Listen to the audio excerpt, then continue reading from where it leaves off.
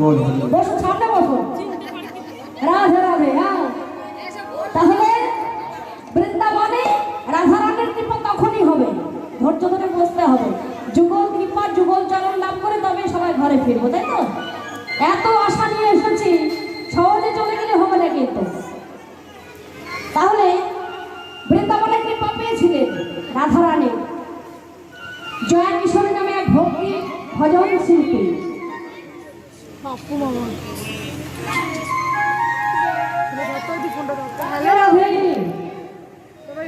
এতক্ষণে কিন্তু সব ভক্তের আওয়াজ আমরা শুনতে পাইনি।